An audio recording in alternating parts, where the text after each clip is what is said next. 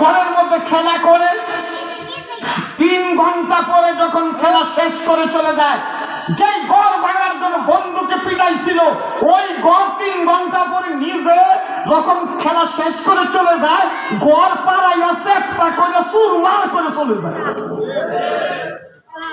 এই কাঁঠালের পাতাগুলো করে সেটাই হয়। আর এই গরুর গুস্তকে বানাইছে পাউ দিয়ে জুতা দিয়ে মাটির সাথে মিশে দিত, ঠিক কিনা জোরে কর। 3 ঘন্টা পরে এই ঘর আর ভালো লাগে না।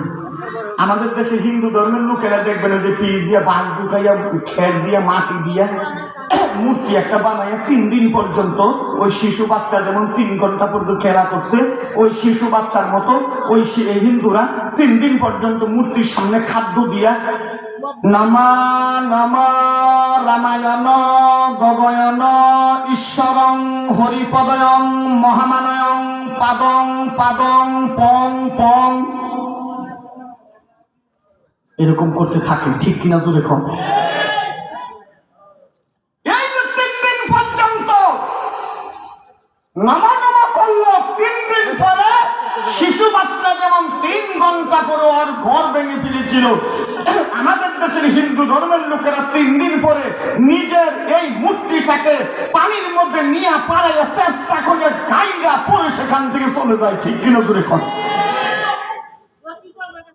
এই জন্য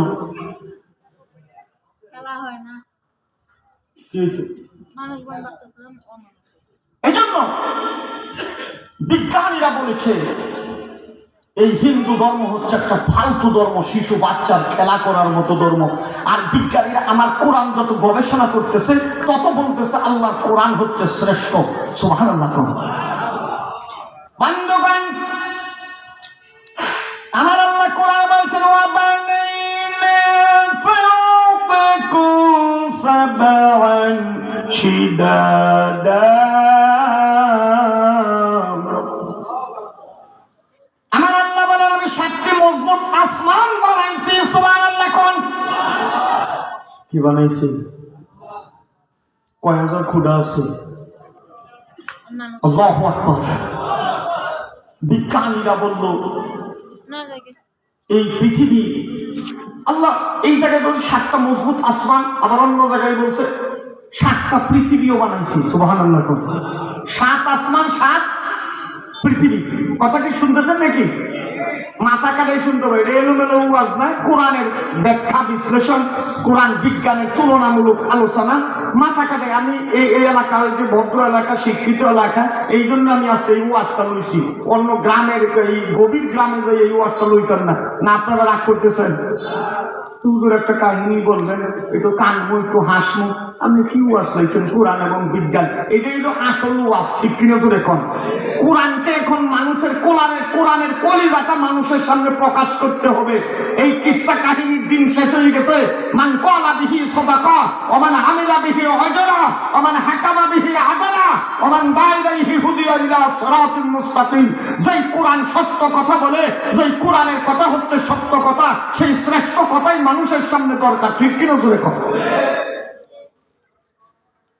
বিজ্ঞানীরা বললেন 7 আসমান আমরা মানলাম, কিন্তু 7 পৃথিবী এটা মানি না।